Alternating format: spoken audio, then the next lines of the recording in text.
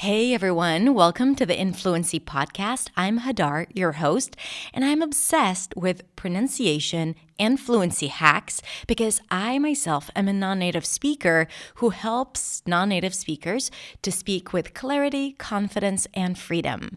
And today's episode is all about pronunciation and improving your clarity in English. I'm going to teach you the 5 steps that you need to take in order for you to improve your clarity and confidence when it comes to speaking in English without moving to a different country or spending 10 hours a day practicing.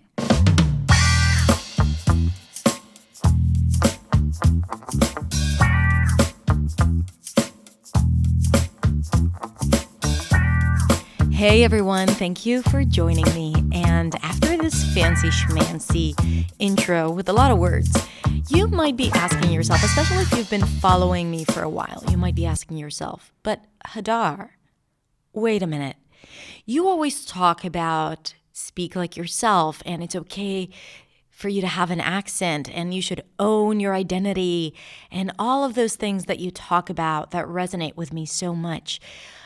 Why all of a sudden you're talking about improving your pronunciation and accent? I mean, doesn't it contradict what you're always saying? So I want to answer you, my friend, because this is a really, really good question. And in the conversations that I'm having with you here on the podcast, my channel, in the comments and on Instagram, I go into it in more depth, but it's hard to talk about this complexity in one conversation because, first of all, different people need different things. So nothing I say is the absolute truth. Whenever anyone tells you this is what you should do, then be like, well, no, because different people have different needs. Different people learn things differently. Some people, they need to hear everything. So podcasts, for example, work really well for them. Others need to see it, right? Then videos might work better for them. And there are some people who need the interaction. They need back and forth. They need to ask questions. So for them, maybe learning without any community or teachers or mentors or guides, that would be impossible for them. And for others, they're like solo players. They don't need, more people. They need to sit down and do the work on their own, right? So that's the idea about teaching something, that the basic understanding is that what I teach right now may not work for everyone.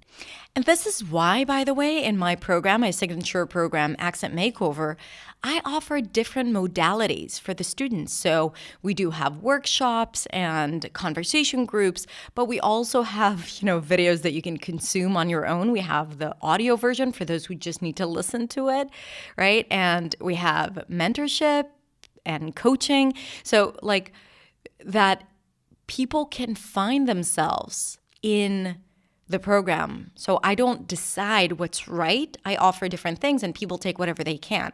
And it has been working. So you need to understand when you look at something and you feel, wait, this is not working for me. Maybe it's that form in which it's being delivered and you need to find something else that does work for you, that helps you see it or understand it better. Right? If you're a visual person and you need to see it written down, or if you're more auditory, you need to hear it again and again and again. So decide which one you are and consume the content that is relevant for you. Okay, that was a little bit of a detour to get to where I want, which is I have an idea to present to you today and action steps. But before that, going back to the conversation about, okay, should I work on my pronunciation? If I'm working on embracing my accent and embracing that identity of me. So, pronunciation and an accent, which is, everyone has an accent, so we don't want necessarily to learn one specific accent. But when we think about an accent, we think about all the cultural nuances that go into it.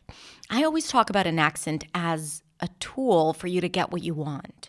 It's like a costume that you put on and you take off whenever you need it, okay? So it's not about changing yourself or changing your identity. It's just about gaining more power. So that is one thing, right? So learning pronunciation helps you not to change who you are, and it doesn't mean that you're going to lose your accent if you work on your pronunciation. This is why you also need to embrace your accent, because when you go through a program, an accent training or pronunciation training, which is, for our purposes right now, it's exactly the same. So when you go through that, we need to set our expectations that unless you put in a lot of work, you are probably not going to lose your accent completely. And this is why the part about embracing your identity and embracing your accent is so incredibly important. Now, I'm not saying it's not possible to reach a level where you use the language flawlessly and effortlessly, and you master this pronunciation or accent because you love it and you love the melody and the music and all of that stuff that goes into it. That's okay. I'm not saying you shouldn't do it, but do it for the right reasons, right? Because you are passionate about it, not because you're afraid that people are not going to like you because you have an accent.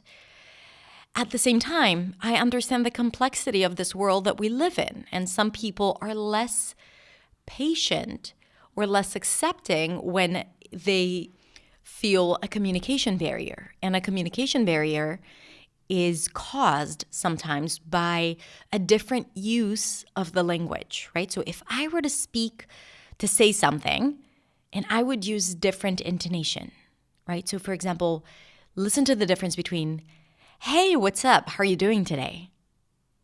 Versus, hey, what's up? How are you doing today? Now, the first one sounds a little more friendly because I used my voice differently and my pitch.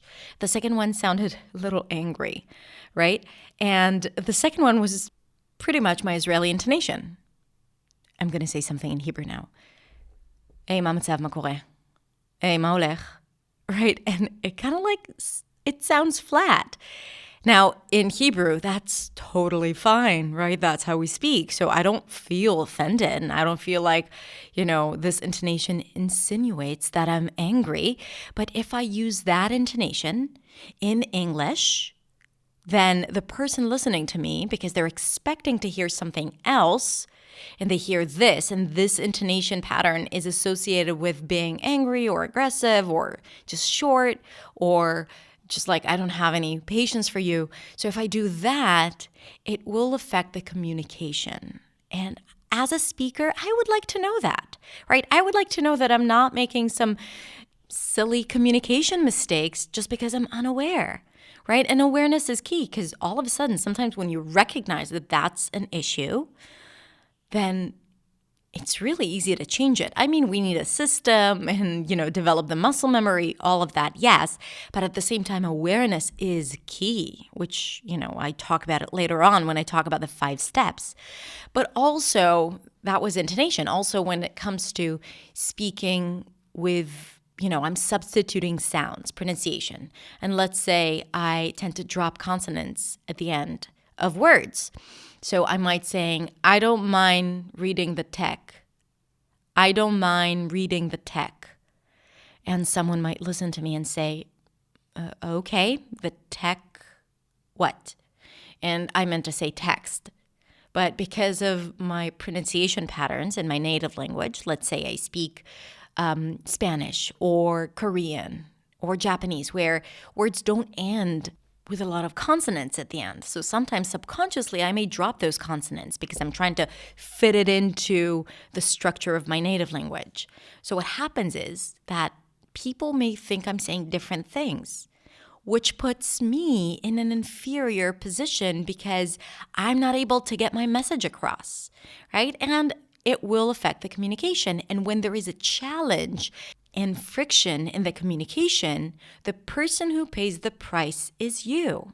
So if you want to be an empowered speaker, and if you want to have that place where you use the language to get what you want, pronunciation is key. This is why I love it so much. And I also love it because it is easy to see the transformation if you do the work. Period. If you do the work.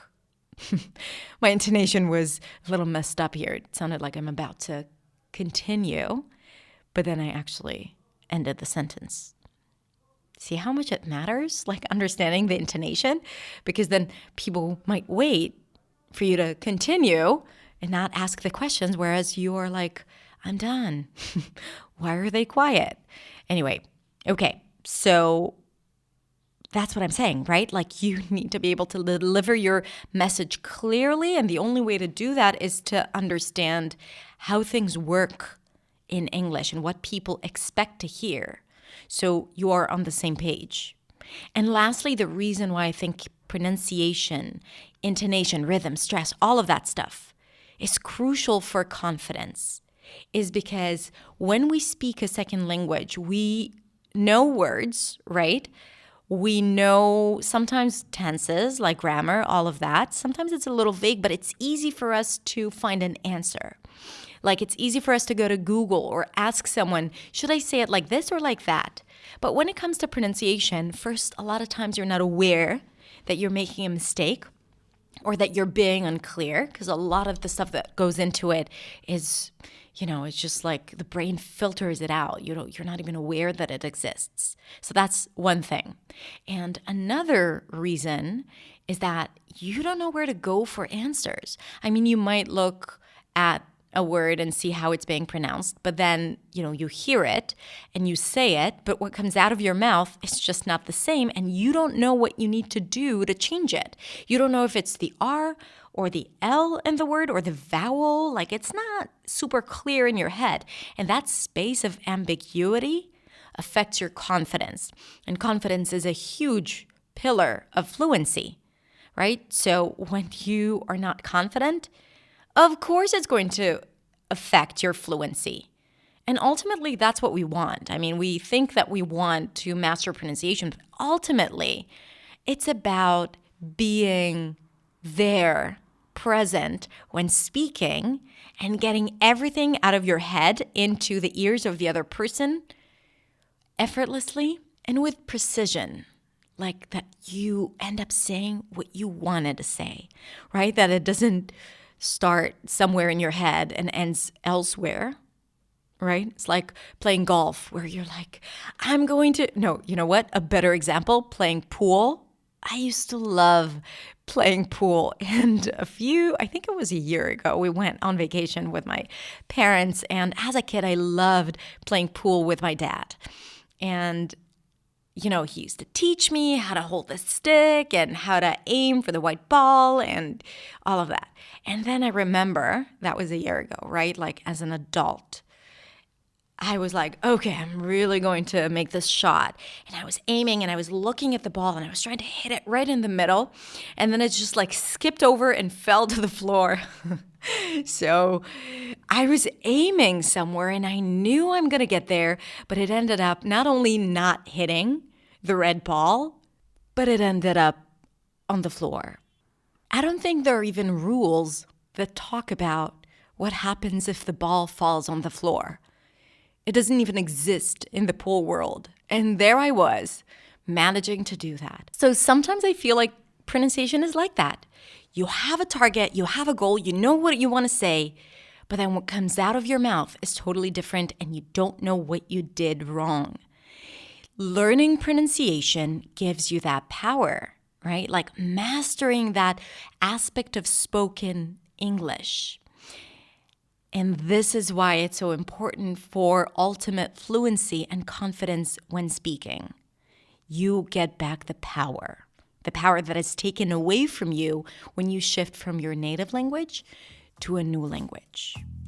And this is why I created this 5-step system that I'm going to share with you today so you know what you need to do when it comes to improving your pronunciation and mastering spoken English and ultimately speaking like a badass. Let's listen.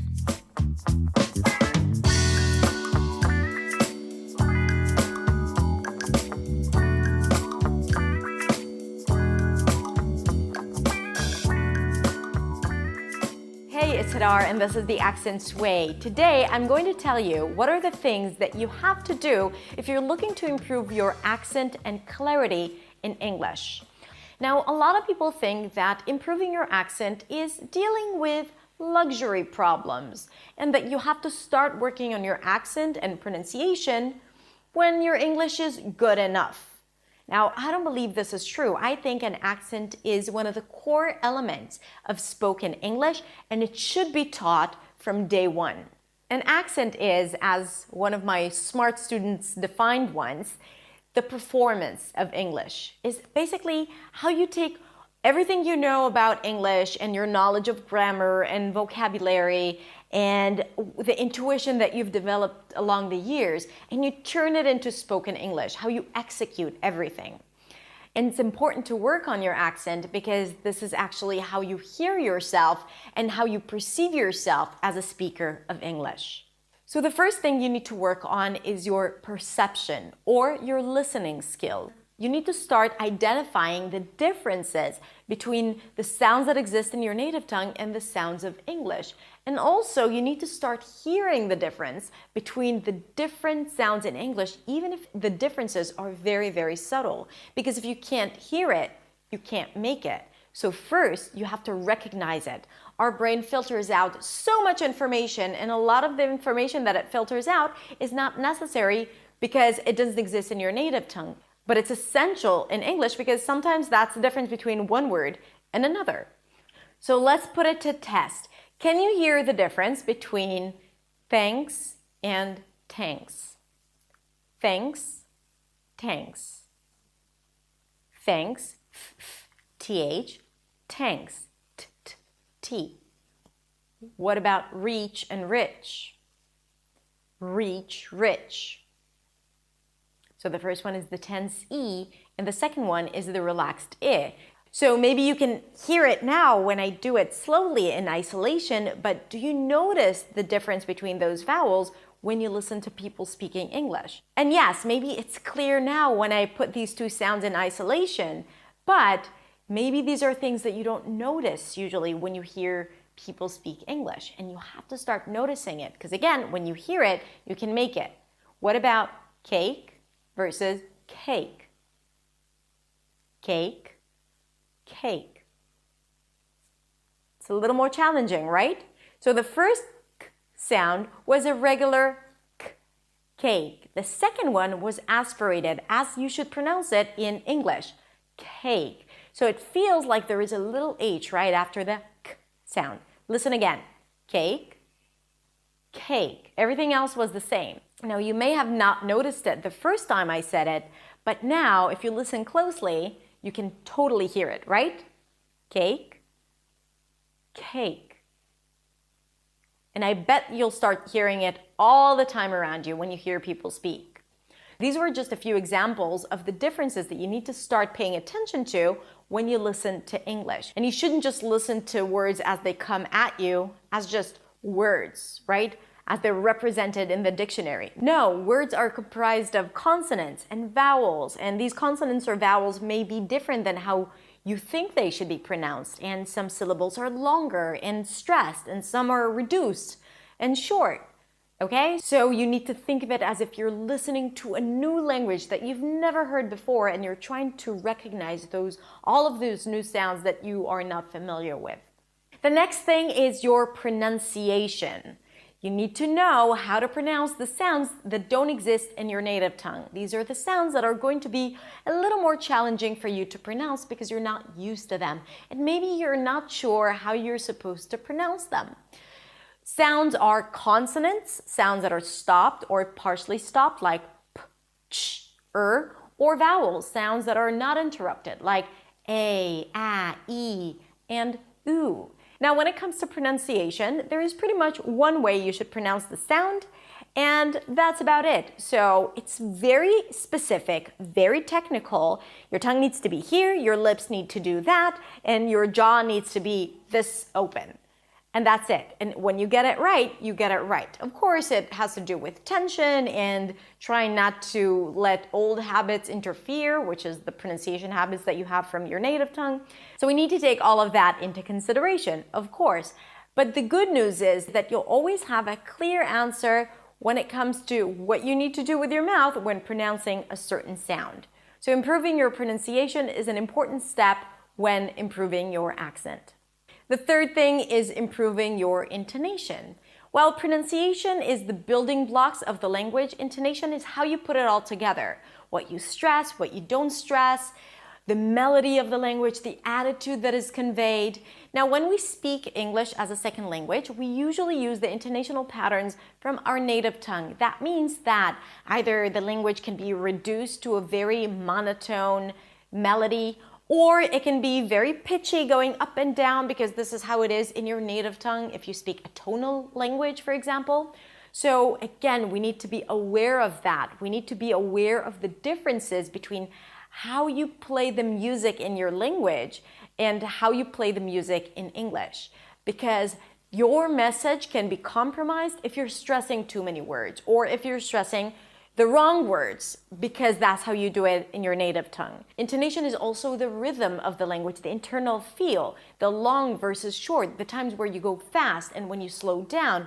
So all of these things are really important when you're speaking and help you to convey a strong message. Now, if you're looking to improve your intonation even more, I will put the links to the videos where I teach intonation right below in the description.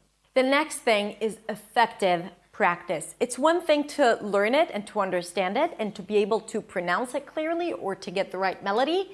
It's another thing to make it your own, to turn it into a habit, to overcome the old pronunciation habits or old intonational habits and actually start using it in real life without thinking about it. Because when you're practicing, you want to develop muscle memory. And one more thing, when you practice, you train the muscles. Your muscles need to be in good shape.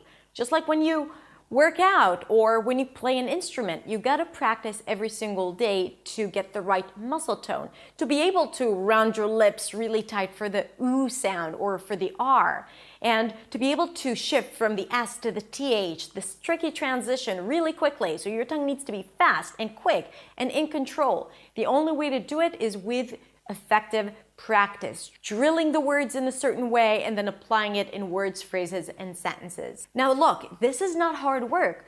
It's not something that you have to do every day for 5 hours a day. No, you can invest only 15 or 20 minutes a day, but it has to be effective and you have to see results.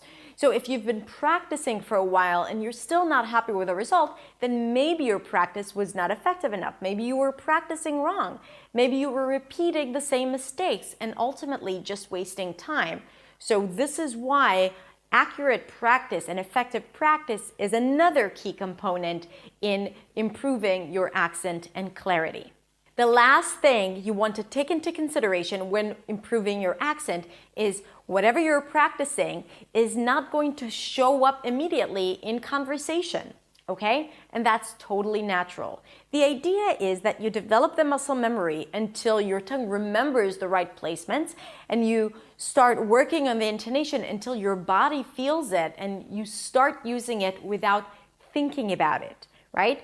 So there is a lot of room for intuition and there's a lot of room for just the work to show up as you speak. But that takes time.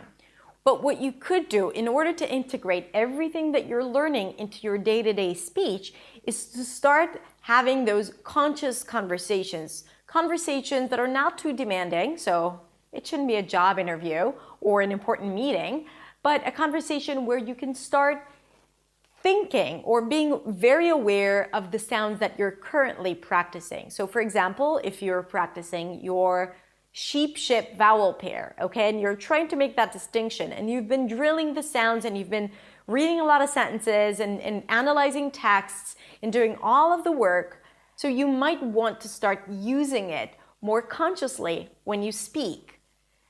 Now, ultimately, if you do the work and if you practice, it will show up. It will. Believe me, I've done it. I did the work, I practiced, and now I don't think about the sounds when I speak, okay? So I'm telling you from my own experience. But if you want to expedite the process, then start using these sounds consciously when you speak, and that way, first, you create a lot of awareness, and second, you really start using it on a day-to-day basis. And when you hear yourself using it and you become confident about it, then it gives you also the confidence to keep on doing it and to improve. And that's what we're looking for. Progress, not perfection. So these were the 5 things that you need to start doing in order to improve your clarity and your accent. And if you haven't started thinking about it, about improving your accent, maybe you should, because you will be surprised that it opens doors. It opens your English door. It opens the channel of free communication and fluency. Thank you so much for watching, and I will see you next week in the next video. Bye.